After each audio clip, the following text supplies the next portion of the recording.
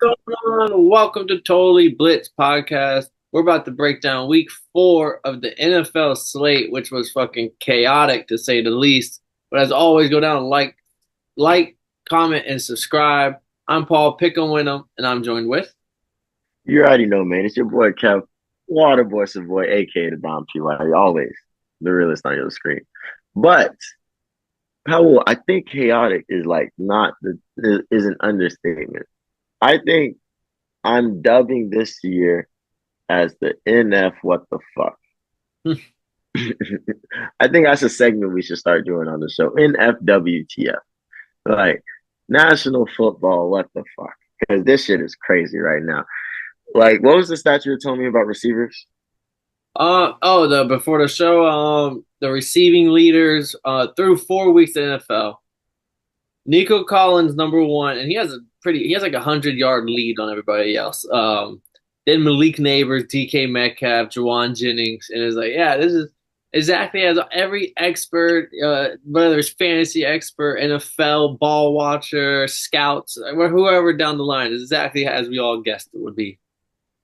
No, this is insane. Like everything is going crazy. Even the injuries. Like I last time I checked, CMC was somewhere in Germany getting checked out. Like this shit is insane right now.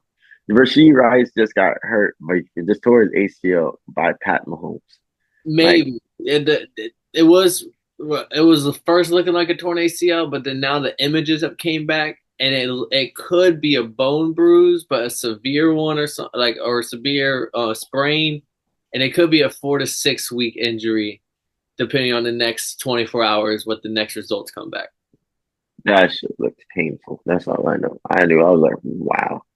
Yeah, And it happens. It happens. Maybe like wrap up. Maybe wrap up instead of Mahomes was laying that fucking boom. Mahomes was trying to really hit something when he did that. but he was going low, kid. That was like crazy. But hey, man. But like NF, what the fuck, Aaron? I think if you don't mind me intruding, I think we got to get the NF what the fuck segment started this week. And the NF what the fuck segment of the winner of the week is Denver Broncos beating the Jets with a quarterback that only threw 60 passing yards and a touchdown. His first NFL touchdown, passing touchdown. Yeah, but I have a personal vendetta with Bo Nix at this point. One of the biggest hater of Bo Nix coming out of college, and then he cost me money because he doesn't throw a fucking touchdown week 1. And I'm sitting there, why the fuck did I even bet on Bo Nix? What the fuck Bo Nix forever. And so then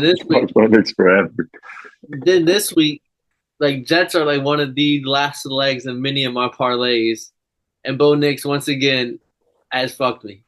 And I'm sitting And here like my vendetta for Bo Nix is personal at this point.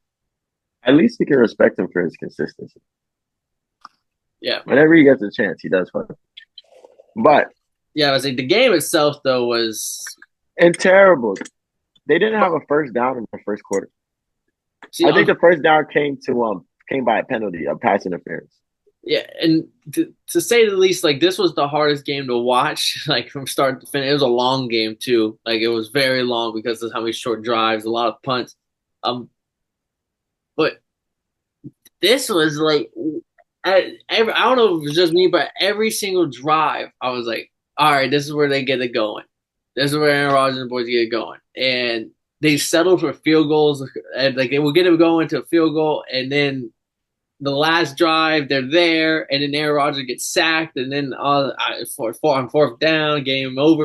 I was sitting there like, wow, like this is no different than the Zach Wilson experience. Like I don't like Nah, that shit sucked, kid. Don't even sugarcoat. Don't get me wrong. I'm actually starting to think that the Broncos might have a good defense. I ain't gonna lie to you. Because Patrick Surtain had Garrett Wilson off. So like I'm starting to think so. So I think this Broncos team is gonna be that team that was terrible and we made fun of them every week, but they ended up having a better record than like a lot of the worst teams in the NFL. That's what they're turning out to be again. And I don't see them improving. I just see them winning ugly ass games like this one. All effort. And yeah, it's so funny. All effort and a lot of the other team fucking up. Because what got me, and I knew there was something wrong with this Jets team, was when they got that the the pass interference, which is an interesting call this year. But the pass interference and they at the goal line and these motherfuckers got stopped 3 times. I was like, no way. And that was the close. That was the most potent that offense looked was when they got that pass interference. And then when Alan Lazard got the unsportsmanlike conduct for the fucking finger pistols that knocked them out of range and shit, like it's just like they're gonna kill themselves. This team is not good. Yeah, one of the worst things was like not worst things, but there's something that I noticed this week was the week that like kickers missed again because like Greg the Leg missed. It wasn't an easy field goal by any means, but he missed that one to like end like to potentially win the game. And there was a couple like I think Evan McPherson missed one. The Packers need to go get a new kicker ASAP. Brandon Aubrey missed one. Yeah, on Thursday. I know a lot of spread bettors were pissed about that one. But yeah, this was like the week where I was like, oh damn, people are missing. Like, because I was sitting there when Greg came up, I was like, bro, this is gonna be every kicker is just ice in their veins. But I just feel like with the way the Jets' momentum was going, this one ain't going in. And then lo and behold, that bitch didn't even have a shot. That bitch was like way off to the side. Yeah, that shit is the worst game. The fact that they made that happen. But that's NF. What the fuck? Tyler, what you want to talk first? Oh, Next wait. How did we do on the picks last week? overall for the picks, this was that was about one counter argument. It was like it was NFL, what the fuck, but this was our best week. We both went 11-5 on the picks. Um, Congratulations. dogs. I missed my dog. I was gonna double dip with the Vikings with you. You hit the dog, but I wanted to switch it up. And my dog was the Jags, and we'll get into that in a second. And they had that bitch all together. Like that was a game they should have won, but by them losing that game, it shows me what their season's gonna be. Um, You heard Doug Peterson, motherfucking. The coaches can only do so much. so yeah, you want to bring the Yeah, whole that's. fucking water. I'm talking about. One thing I know is how to call out a coach that's about to get fired. But 11-5 overall is not bad. We'll get into like some of the highlights here. One of them being Vikings winning 31-29. Early in this game, me and you both had the Vikings. We had the defense, especially with Jordan Love being hurt. And we were first half we looked golden. Like Vikings came out 21-0 early lead, defense getting early interceptions, sacks on Jordan Love, and then in the second half Jordan Love turned into a demon and shit got very close, super towards the end, but it was a 2 point game, but it was like a two possession game all the way up to like the last 2 minutes. So it was like every time the Packers would chip right back into the game, Vikings came down, or their defense would make another crazy interception play. And yeah, I mean Vikings are legit, one of the most legit 4-0 Yeah, I think there is. bruh, Sam Darnold, that's in the league. But they're definitely legit, and they're too legit to quit. But Justin Jefferson's shown that he can do it against anybody. But one person nobody's talking about is Xavier McKinney. Oh, was it 4 straight games? Yeah, There's every only week. been there's only been 4 games. Like when I seen that, I was like, he did get a pick. I was thinking about he got a pick. He, he's been picking shit off like on that defense over there. And it was, we didn't even pull out the revenge game stats. They lost, but like that's somebody that's snapping right now because we saw Jair Alexander out, so we thought Justin Jefferson immediate 300 yards, immediate 300 yards. I wouldn't say they kept him at bay, but they made this shit a game. And I shout out this Packers defense and Jordan Love showed to me that he's gonna figure it out. I don't think he. I think playing this game was good for him if they had won or lost, but he's gonna figure it out because he threw 3 interceptions, but the motherfucker threw 4 touchdowns too. Like, how does that work? Yeah, he showed me he was a baller. Like, yeah, he threw it, Mm-hmm. but in the face of adversity, he didn't lose his confidence. He was like, "All right, I get another shot," and like in a couple of downs, and then they're real close. Without those interceptions, they probably win. So he just has to clean it up. Which I mean, he's playing hurt. But yeah, like that Vikings defense is swarming. That this is like definitely They're cold. one of the best defensive fronts, and the offensive line unsung hero for the Vikings. They both their tackles are playing at like an extremely high level. Yeah, and they Next look like a healthy team. As long as they stay healthy, they might still be fucking motherfuckers up. next game, we were split here, and it was this close. Falcons beating the Saints, Kev, 26-24. Younghoe Koo hitting the game winner, game on the line. Yeah, the Saints get the kickoff, but that shit don't matter. Yeah, the Younghoe Koo basically walk off game winner. How did you feel, Kev? Because this was a nail biter.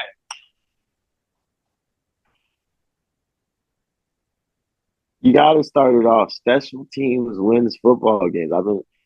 Paul. Do I not say this every week? I Yeah, don't. it showed it early. Yeah, immediately got the muff punt. I was like, see, that's because you know what's funny about special teams. I don't think I ever gave a fuck about special teams until I had Devin. Until I had Devin Hester on the Falcons for Madden, and like me running that bitch back, motherfucker was an option against motherfuckers.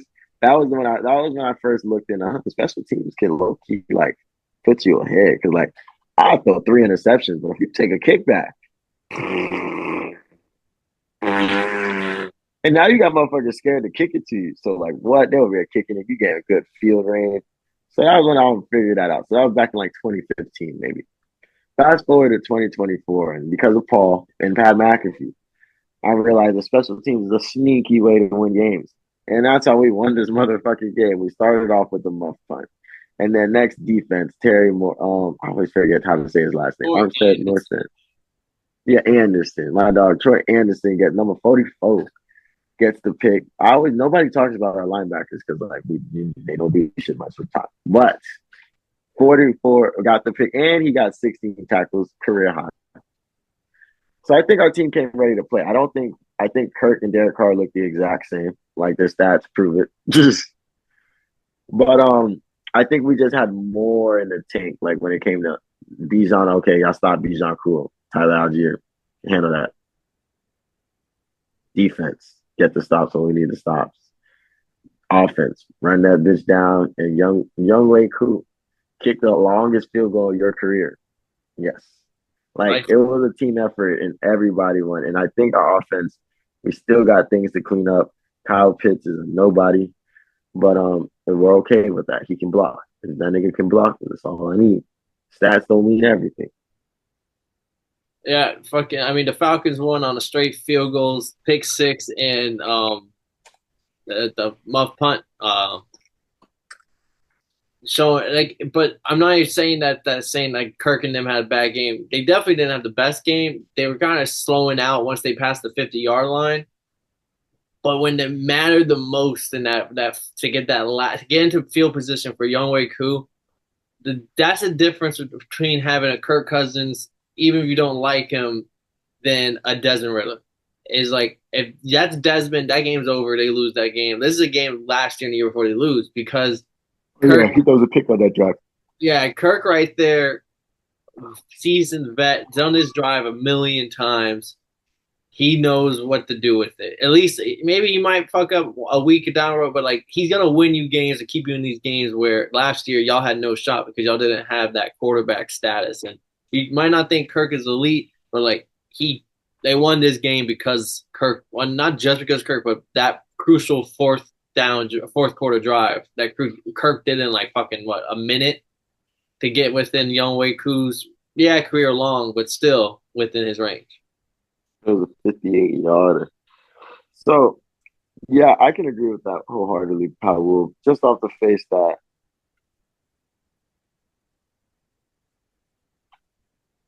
our team just came. Our team just our Kirk Cousins like he's not elite at the moment. I don't think he was elite before, but I think he's always shown moments where he can lock in, and I think that's what he did against the Eagles. And I think that's what he did against this week. And I really think he was 2 plays off from doing that again against the Chiefs. And that's why, and I think as he gets more comfortable in his offense and they figure the little things out and they start figuring out, I would personally just go. Algier, Bijan, Kirk in the shotgun. Me personally, and then treat that bitch like he Lamar or something. He not gonna run about that bitch for like. Let the defense know at all times these motherfuckers might have something for you. And I know all fantasy owners of Kyle Pitts have once again fallen for the trap. He had no points. That shit hurt. That shit really hurt. Oh nah, bro. We fall for that. We fall for that trap every year. You're tripping. Next game, another game we were split on. The Bucks dominating the Eagles 33-18 or 33-16. I think this just shows you that like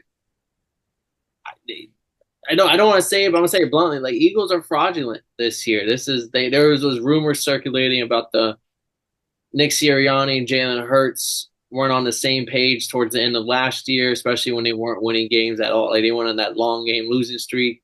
And this year, like that was coming into the season. This year they're supposed to, quiet all those speculations, and Hurts just kind of look.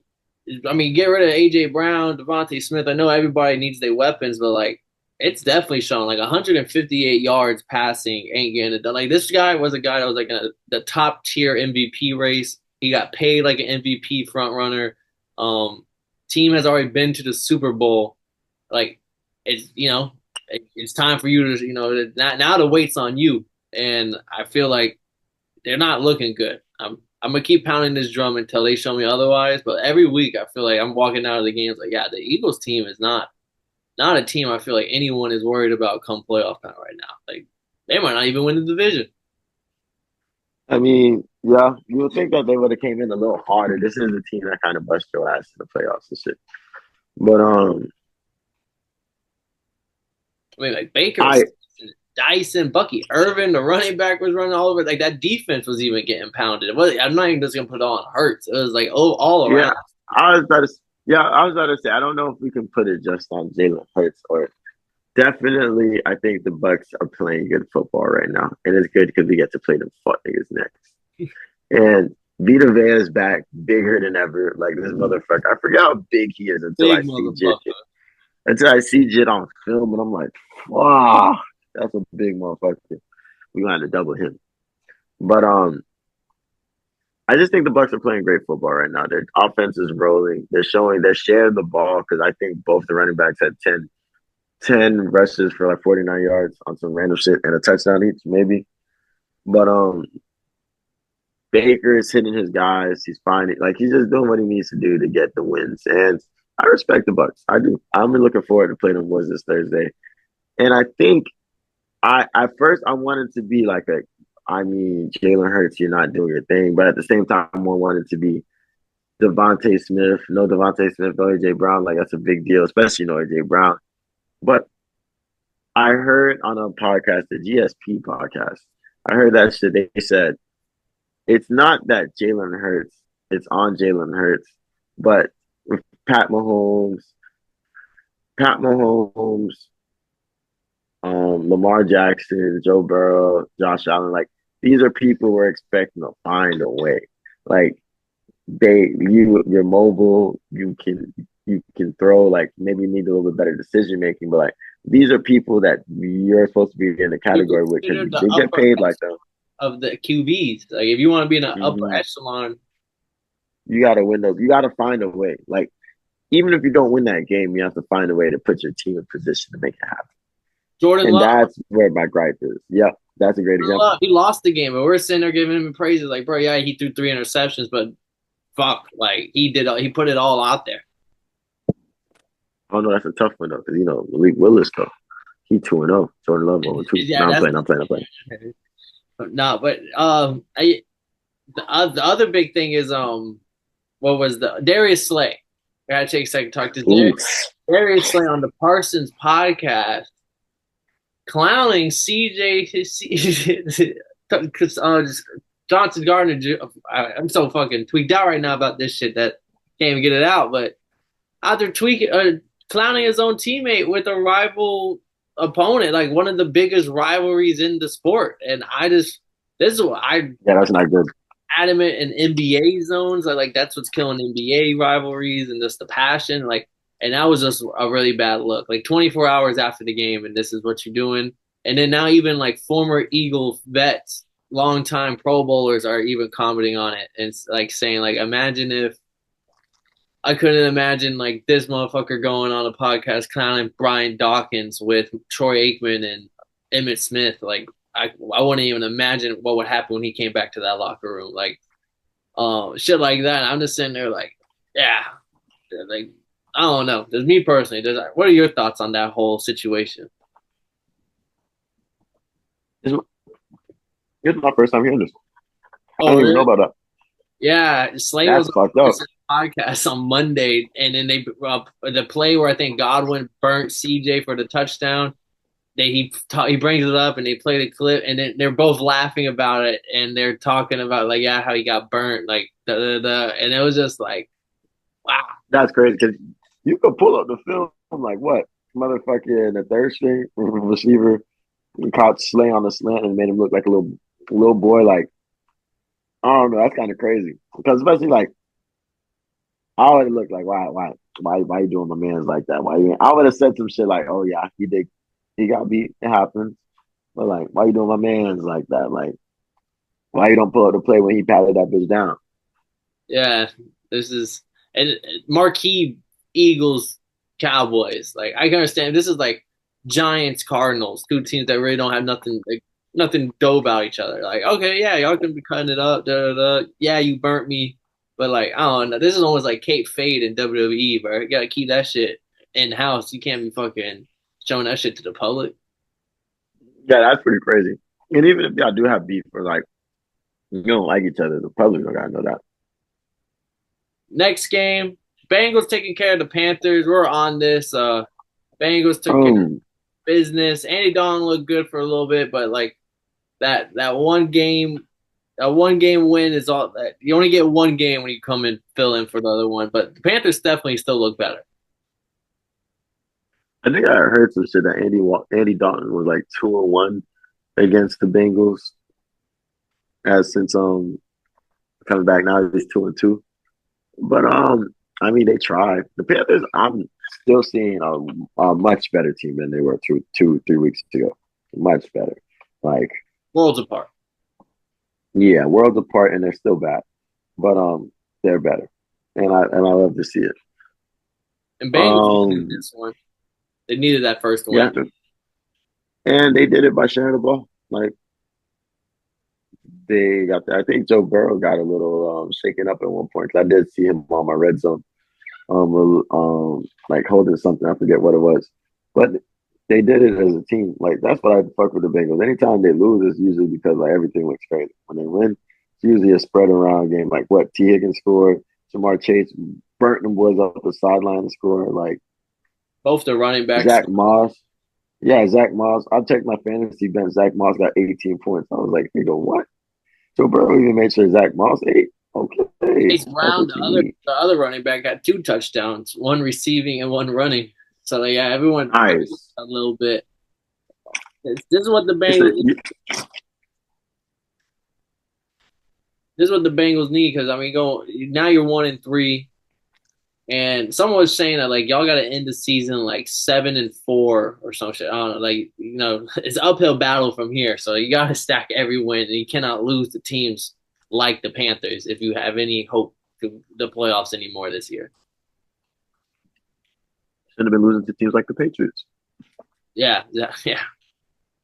Next game, Texans beating the Jaguars 24-20. This was crazy. Jaguars had multiple chances to ice this game out in the fourth quarter, and they kept coming up short.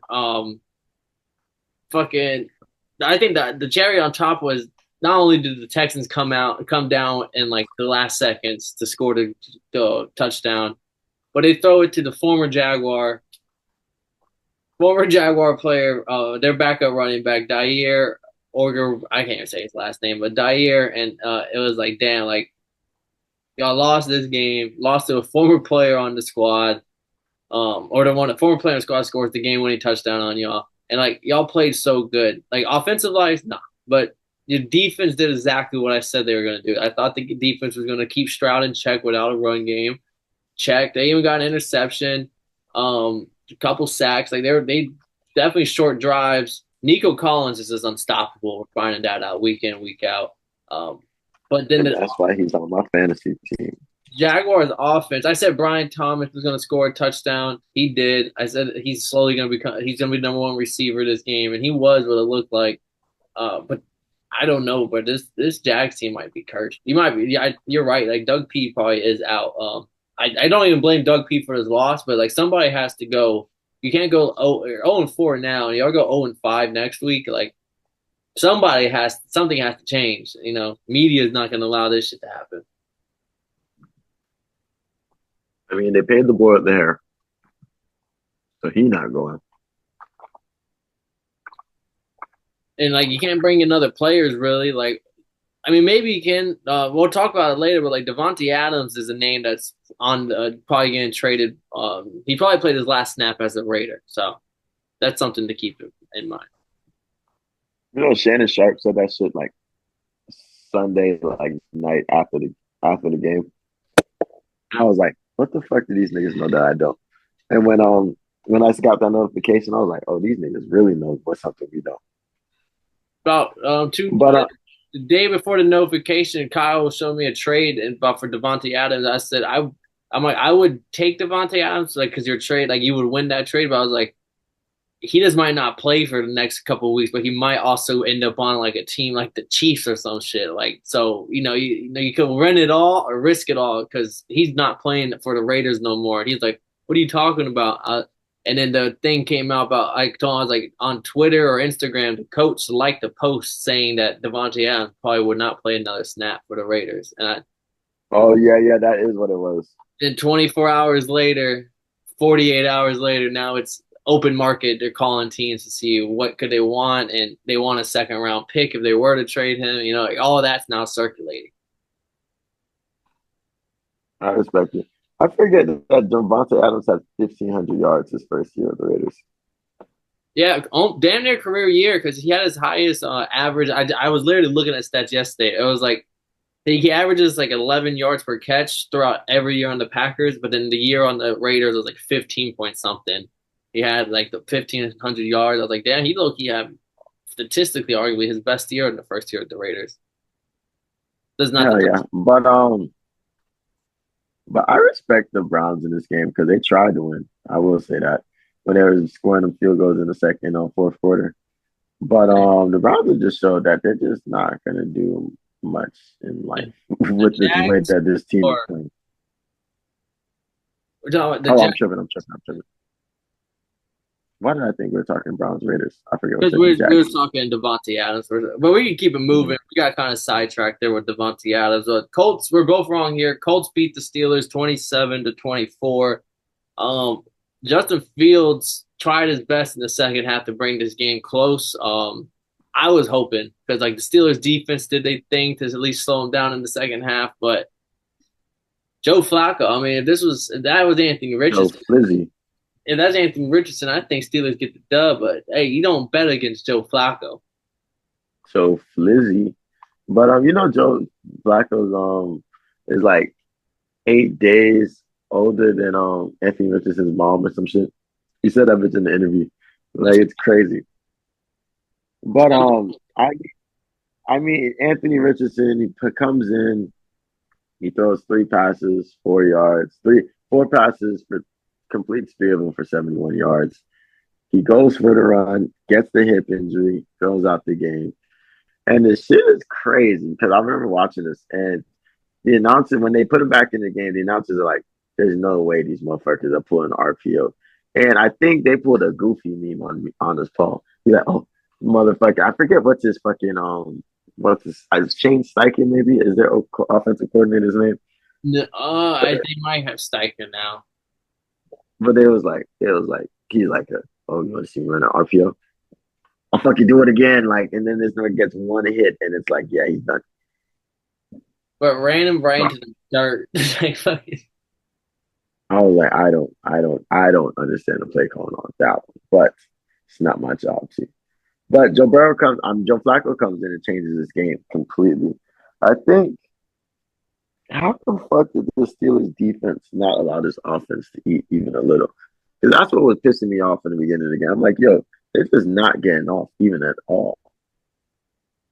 The Steelers kept fucking shooting themselves in the foot with like holding calls or like a defensive holding on the wide receivers that would help the drives for the Colts. A fumble, like they Oh, had the one fumble. good drive before halftime, and they end up fumbling that bitch like right in the red zone. Uh, they fumbled a couple times this game, if I'm not mistaken. But yeah, they were Yeah. this game. They did everything they could to play the worst game possible, and then for whatever reason, in the fourth quarter or halfway through the third quarter, whenever Fields in the offense started clicking, they're driving down the field like it was nothing. And it was like, oh, like Steelers have life. Score a touchdown, make a stop, score another touchdown. Like, oh shit, okay. Steelers, this is kind of a ball game. But then of course Joe Flizzy would do just enough to get that, knock that shit right off. Sad boy. Them boys is cold over there in Indianapolis. And fun fact, Anthony Richardson only threw three passes, only completed three passes. He was 3 for 4 for 71 yards. He threw for more yards than Bo Nix, who threw 25 Damn, passes. I'm just throwing that out get there. all the way back. I heard somebody say it on YouTube, and I was like, "Oh my gosh, that really happened." That's the Bo Nix experience, baby. Next game, I tried to talk to you on my side. You didn't want to listen. You said you might change the pick. You never did. Bears beat the Rams 24-18. Um, I mean, Caleb Williams, it wasn't his best day. He did link up for a touchdown with DJ Moore, but there's multiple. DJ Moore sat on the bench by himself multiple times throughout this game. A little pissed off throughout the game. Um, but I mean, the Rams are shorthanded. They've been injured all year. That's why I think the Bears were the favorite here. You want to get stuck in there like Matthew Stafford's going to do this, and this. And like I'm not saying he had a bad game, but he definitely didn't have a good game. The Bears have a really good defense, and that's the only thing that's gonna I think the only reason they won this game because it's not like their offense is taking like crazy steps forward. Oh, 1000%. I mean, I always love watching the play-by-play to see like, okay, what teams were actually eating for real. Like, I feel like the play-by-play shows me way more than just looking at stats. So when you look at the play-by-play for the Bears, their first things were punt, punt, punt, touchdown off of the Rams fumble, and then they get the field goal, and that's the first half. So their touchdown was off of the Rams fumble after Matthew Stafford got sacked on the LA 13, and y'all boys just running it. You throw it in, and you just throw it in type shit. So there's offense is being bailed out for sure by this defense. But what got me is the fact that like I know Matthew Stafford is shorthanded, but it's fourth quarter. You're down 18-24. It's time to lock in. And then boys immediately threw the pick. I was like, well, bye. That's the Matthew Stafford like type of ball game. Sometimes like you live by the gunslinger, you die by the gunslinger, and like that's exactly what happened right there. Was you died by the gunslinger. I mean, you were losing the game throughout the whole game. It wasn't like y'all had a big lead and they started coming back, and it was like y'all started chipping. Y'all kept the game close because the Bears' offense wasn't doing much. The second half, the Bears' offense started clicking, and then y'all started this comeback in the fourth quarter, and it's a little bit too late. Facts. Well, the Rams, I still think are a good team when healthy, but I don't know how healthy they can get this season with the amount of injuries they got. Bye week is week 6. They already said Cooper Kupp will not play week 5 just because with the bye week coming up, they want the full team healthy in week 7. See how that goes. Next game, we're getting into the 4 o'clock games. This is where we did not miss a pick. Commanders beating the Cardinals 42-14. We're all over this dog. Vegas doesn't have the commies. They didn't believe in the commies like me and you do. Jayden Daniels is legit. Cliff Kingsbury revenge game. They dropped 42 points on the Cardinals defense. I would say job well done there by the offense. Jayden Daniels will by far my pick for rookie of the year. Jayden Daniels is looking like in a class of maybe Malik Neighbors, maybe Marvin Harrison are still like in that argument, but like quarterback wise, he's in a class of his own when it comes to rookie of the year.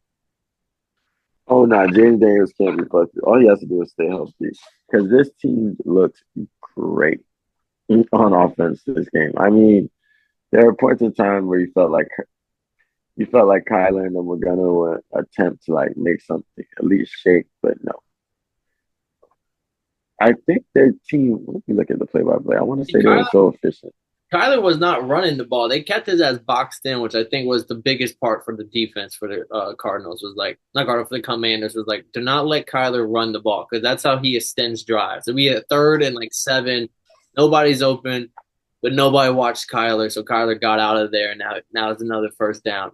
The defense put Kyler in the box, made him throw it, and definitely took advantage of it. Like all around, this Commanders team has been dominant. Everyone's highlighting the offense though. Mm. No, they're efficient as fuck, bro. When you look in one Mall were highlighting offense, they had an interception and one punt. After that, they scored on every other drive. I just find it so ironic that like Caleb Williams came in after getting drafted to the Bears and texted their punter, "Oh, you won't be punting much this year." And they would have gone on and like punted the most out of every team or whatever. Meanwhile, other rookie, second overall pick, didn't say nothing, and his team, his punter, has just been fucking kicked back, Chilling. killing. You might have to learn how to do kickoffs just to keep a job. Yeah, like but you might not make the 53-man roster next year, big dog. Like fucking, we don't need you. And the run game too. Both the Jeremy McNichols had a rushing touchdown and Brian Robinson. So yeah, next game, ass whooping. 49ers took care of business with the Patriots. I try to tell you, Kev, 10.5 wasn't big enough. The 49ers, the script's out on the Patriots. You just gotta load the box. Load the box, make Brissett throw downfield, and that offense ain't doing nothing. I also think this is a hungry 49ers team. I'm talking about day one. They was willing to kill for this win. But did you see that Fred Warner interception? Or he went up there to get that motherfucker. And landed completely flat and stood the fuck up and ran that mission.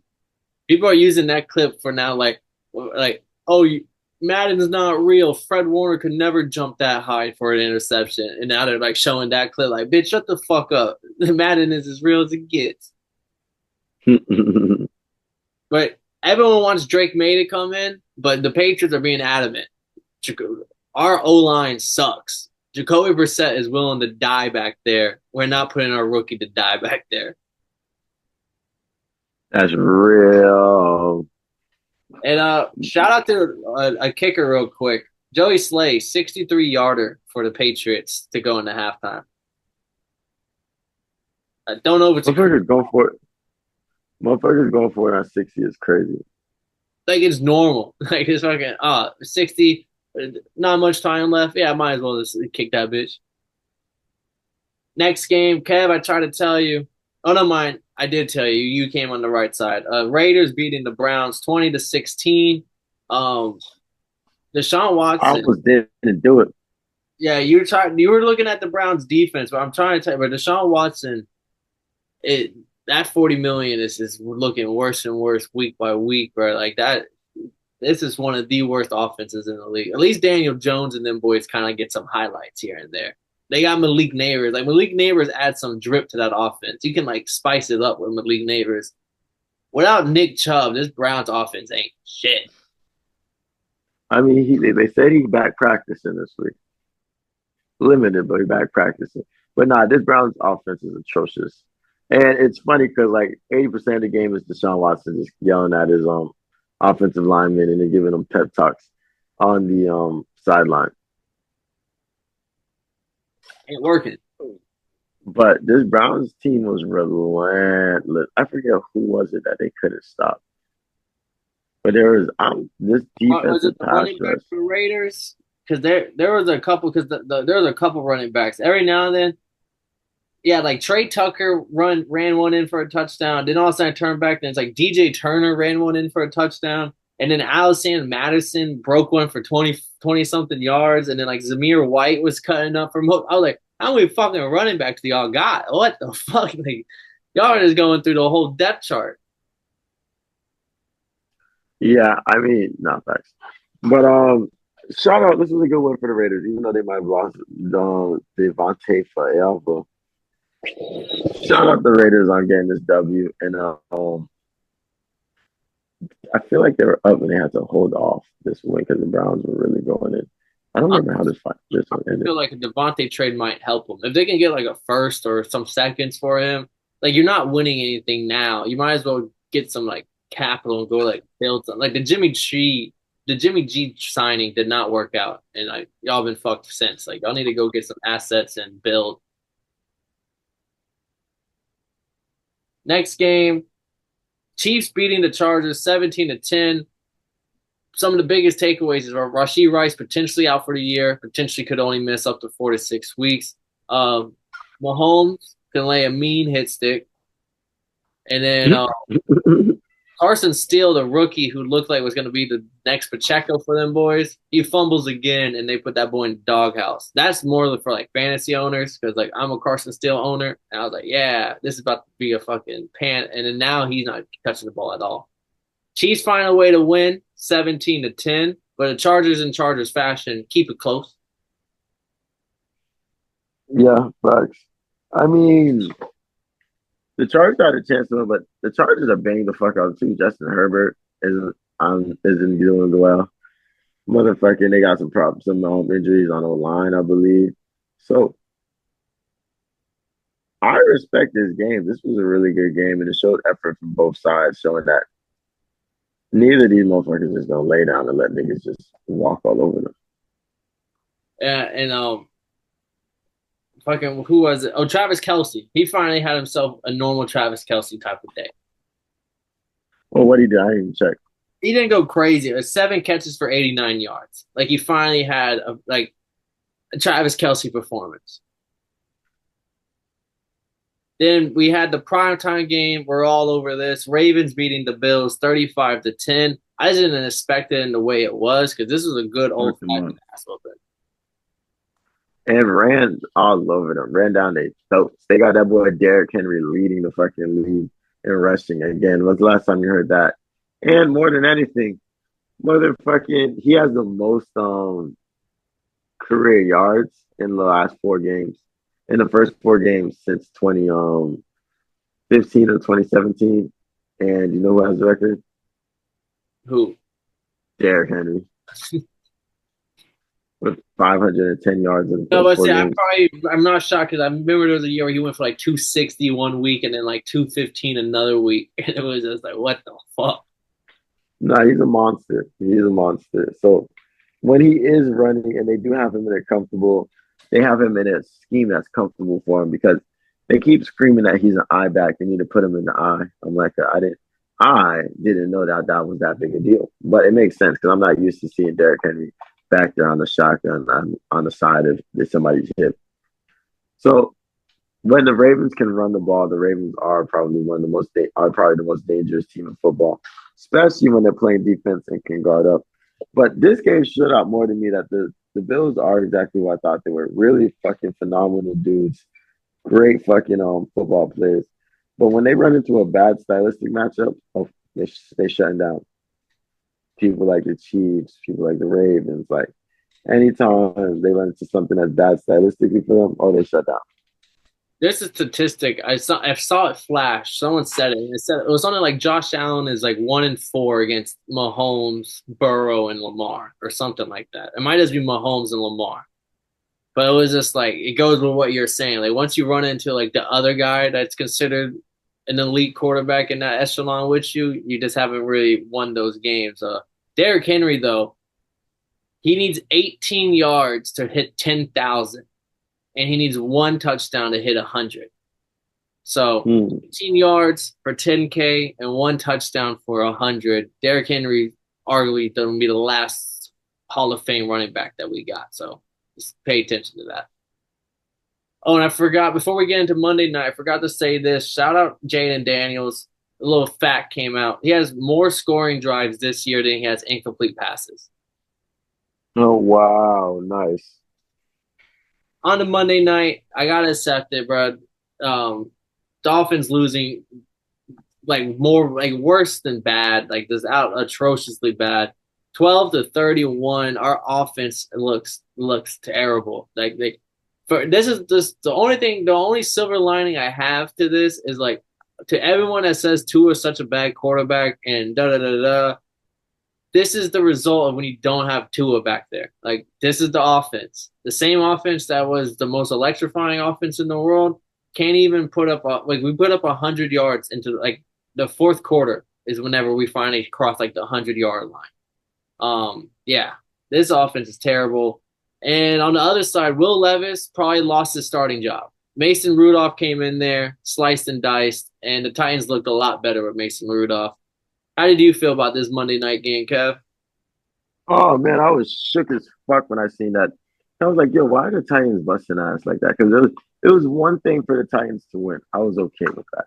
But when I looked up, because they show you the score when you're watching the other game, I'm like, why are the Titans busting out? And then I found out Mason Rudolph came in. I was like, what the fuck? So I'm doing my research. I got to go back. I find out Will Levis diving for the first down, fucks up his AV or AC joint, which is in your shoulder, and they didn't even give Jet the first down. It's pretty fucked up, in my Short, opinion. yeah. As a Miami Dolphins fan, I think he looked like he got the first down. From my view, that looked like a first down. And then I've heard this stat that the Dolphins have not led for a single minute or second this entire season. And I'm like, oh, so this is a nothing's working situation for the Miami. And I think when Tua comes back, they get healthy. Tua comes back and he can run this offense for sure. They're definitely dangerous, but right now, there's no Tyler Huntley, ain't it? That's the best way to explain I'm not picking this fucking team next week. Got you fucking bet on that. it. I'm done. I ain't a fool. I know when to cut my ties. I'll be back when Tua's back, but I ain't. I'm a root for him, but we ain't. Oh, never mind. We playing the Patriots next week. We got that game. We winning that one. Next game, final game, Monday night. Lions Seahawks. This was a ball game until it wasn't. Lions winning 42-29. Fourth quarter. Uh, I mean, actually, it was a ball game all the way to the end. It was a barn burner. This was a fucking good one. Jared Goff, perfect game. He threw It's the first ever. 18 for 18, 292, two touchdowns, and he caught one. Facts. The first he's like the first person ever to have a perfect game with 11 plus attempts. Bro, yeah, I mean that's absolutely insane. This offense was just David Montgomery scoring touchdown, Gibbs. Like this was the Lions that we had picked for like NFC Championship, my Jared Goff MVP talk. Like this was the Lions that we were expecting. I mean, to an extent, I think this is a good Lions team, and like this is a Lions team buzzing. But this defense let up 516 yards of total offense. Like I understand the fucking I understand the Seahawks aren't the greatest team ever, are a good team, and they can sneak their way in the playoffs. But boy, 516 yards of offense. It felt like when the Seahawks were trying to come back, they really could have. Like the Lions team had to show that yo, we are an unstoppable presence and can keep going and keep scoring type shit. Kenneth Walker had like three. He almost single handedly came back against because I was going against him in multiple leagues. He almost beat me by himself.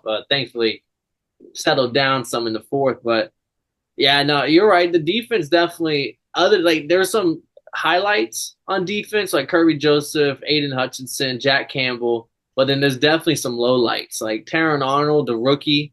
He got called for like multiple holdings, the defensive pass interference. He let up a lot of passes. Like he had a rough showing against DK and Tyler Lockett and Jackson Smith and Jigba. But not saying it's going to get any better because that has been kind of I felt like their weakest link all last year too was like their secondary. The year before their center. Facts. And as long as Jared Goff plays like this, then they have no worries. But when they have a Oh little no, hiccup, baby. when they have a little hiccup though, that they're gonna be losing some games if this defense doesn't tighten up. Oh yeah, as I say, Carlson Davis is not it, kid. I don't know. Oh yeah, he was also another one that's getting cooked. Kirby Joseph's the only one on that secondary that probably gonna have a job next year. Facts. But thank y'all for watching. We broke down the whole week 4 slate. Again, go down, like, and subscribe. Comment what you thought on week 4. If you cashed some bets, if you hit some dogs, we want to hear them. I'm Paul Pickle, William Concha. It's Kev, Waterboy Savoy. Stay tuned this week. We're still got some boxing to break down. We got the B-Ball versus Peterviev coming up in the next couple of weeks. And of course, Thursday night football, Falcons versus Bucks coming up. As always, we'll catch you on the next one. And if y'all didn't know, now y'all know, motherfuckers.